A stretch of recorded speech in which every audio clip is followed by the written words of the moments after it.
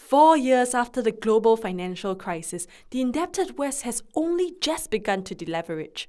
A McKinsey study on national debt in January 2012 concluded that no single country has all the conditions in place to revive growth. Most of the Western developed nations will face low economic growth for over a decade and suffer long-term consequences because of that. As the European drama plays out over the next decade, Europeans will be so absorbed in holding themselves together that they will have little time and energy for anything else. Now, meanwhile, the US finds itself under domestic pressure to turn inwards. Constrained by its growing national debt and a stubbornly high unemployment rate of 8% in an election year, partisanship continues. The Tea Party continues to campaign to bring down the Republican moderates in favor of Republican hardliners. This entrenched partisanship stands in the way of national political will to fix structural weaknesses, such as falling educational standards, skyrocketing healthcare costs, and widening fiscal deficits. Even in growth centers in emerging Asia, trouble is brewing. An Asian Development Bank report has shown widening social inequalities that have been fueling popular discontent against globalization. Growth with equity is a major electoral issue in developed economies like Singapore and South Korea, while also driving intense behind-the-scenes political discussions in closed societies like China. Everyone is searching for solutions. What we have just described are multiple facets of a world in transition. While all patterns of growth falter or fail, new processes and platforms are still fledgling. They will not be ready for flight. Between the descent of the familiar and the ascent of the uncharted, a gap will open up. In this gap, extraordinary innovations and opportunities could emerge, but so could collapse and chaos. We have already entered this gap. 4 major shifts hold the double-edged key towards unlocking opportunities and innovations, as well as key uncertainties in the decade ahead. These are the big city, powering the planet, automation of jobs, and new values. The big city refers to the challenge of building and rebuilding cities worldwide to support hyper-dense populations. Nearly half of what will be built by 2030 does not exist today.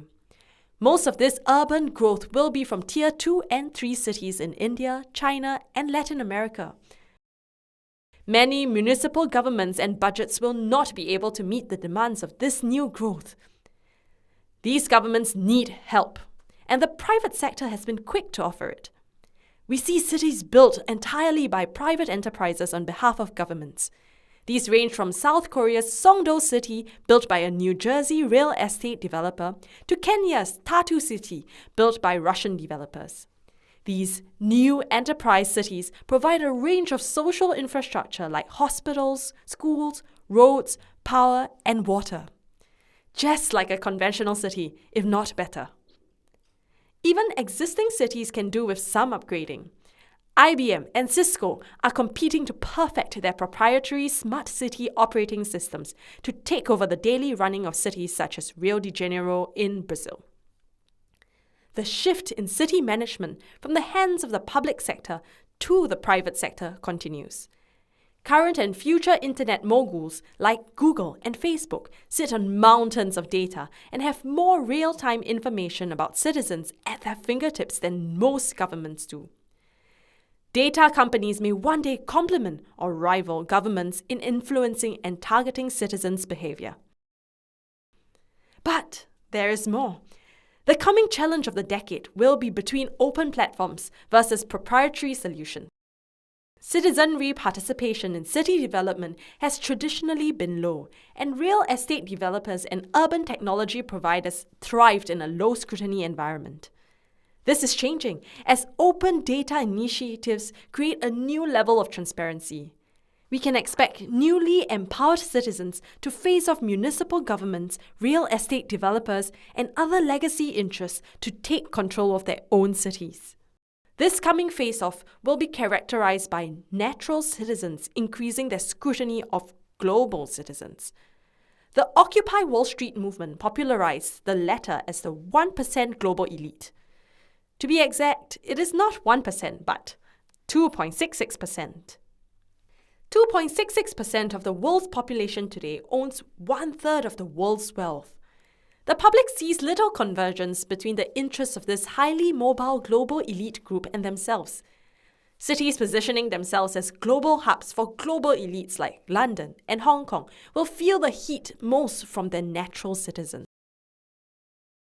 In supporting the activities of their booming populations, big cities will need to consume much more energy. This takes us to the second shift, powering the planet. Experts are certain that energy demand will increase dramatically by as much as 45% by 2030. This is largely to power the rapid economic growth in developing countries. The US Energy Information Agency expects oil prices to remain high and volatile, bulging to over $200 by 2035. But the surprise here is shale gas.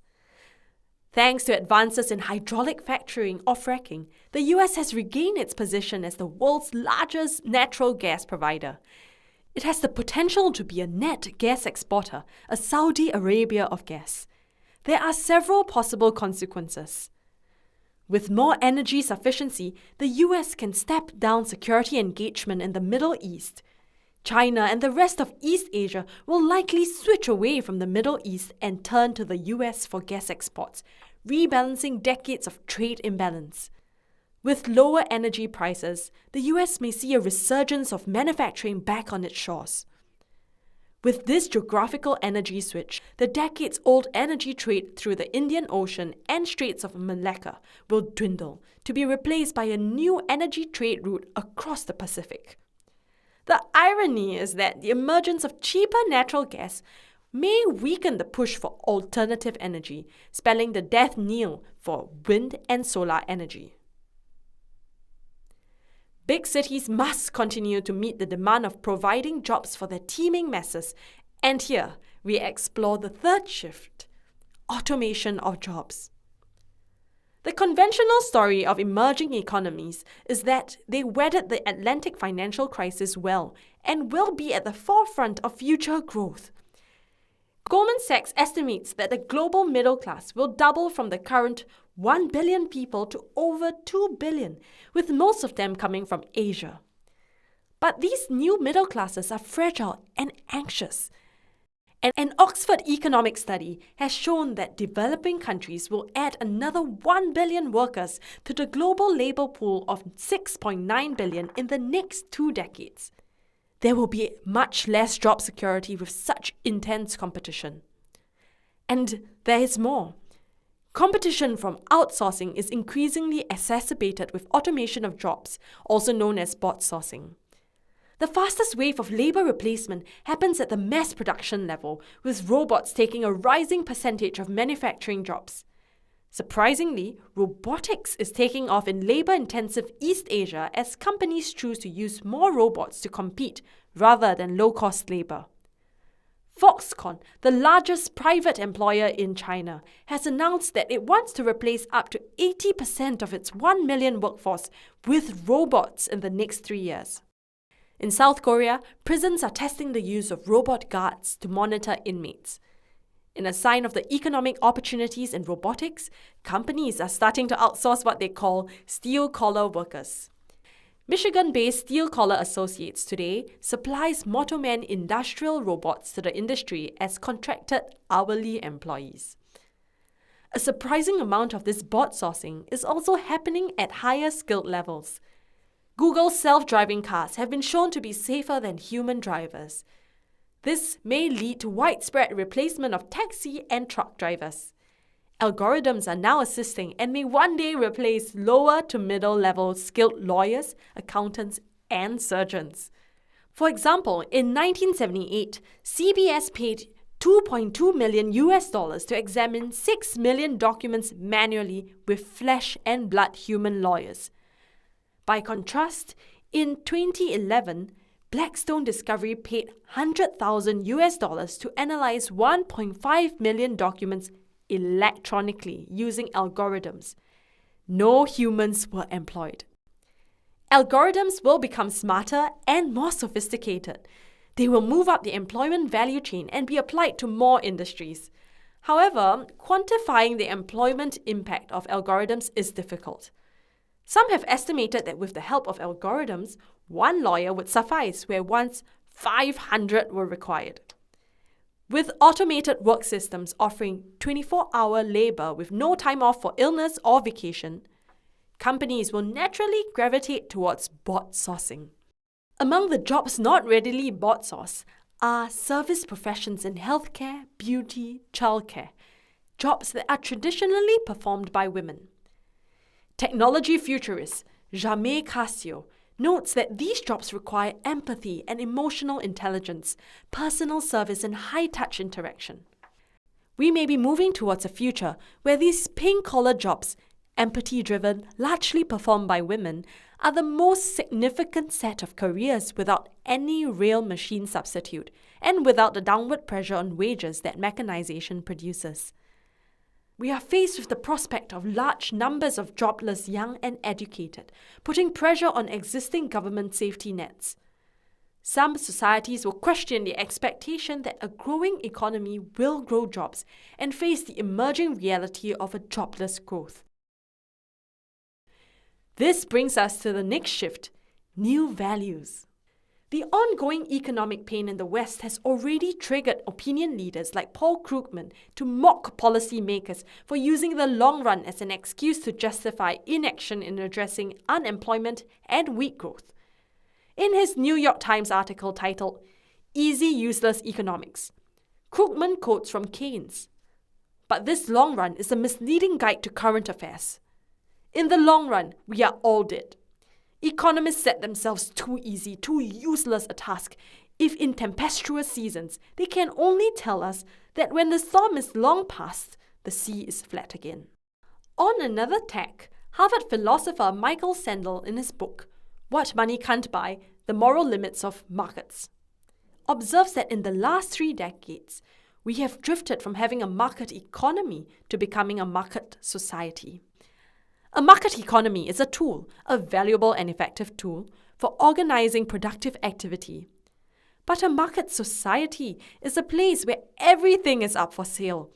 It is a way of life where market values govern every sphere of life. Sandel further argues that market values are crowding out civic practices. When public schools are plastered with commercial advertising, they teach students to become consumers rather than citizens.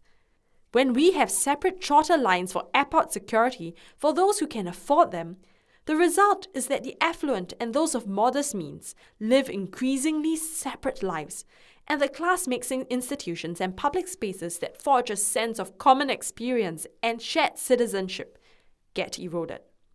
This questioning of the limits of markets will intensify as it moves from academic discussions into the mainstream.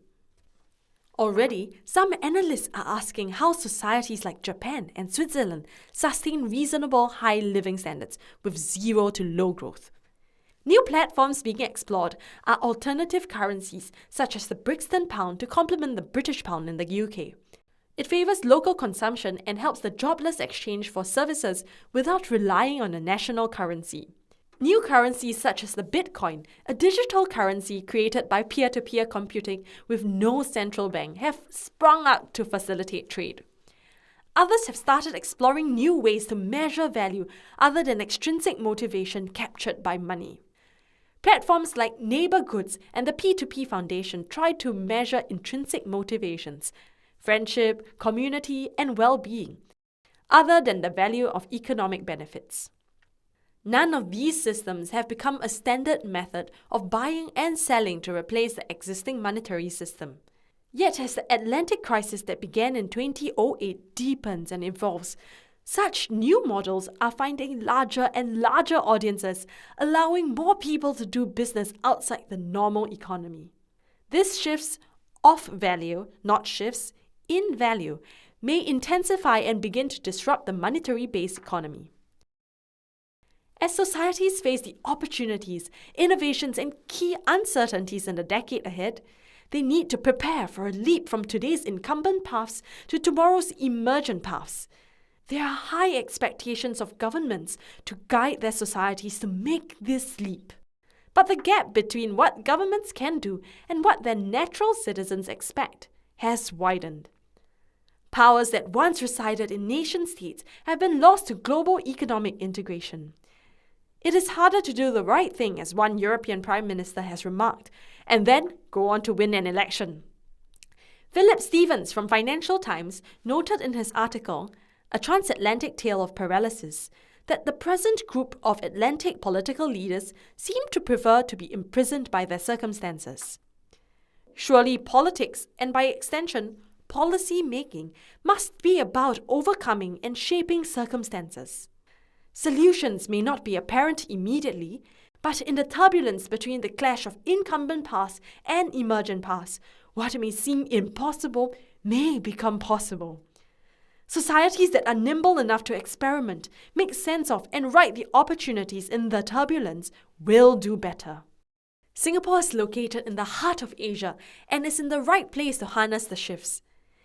Can we manage the domestic heat, reinvent our value proposition to make the external leap, and shape our success for tomorrow?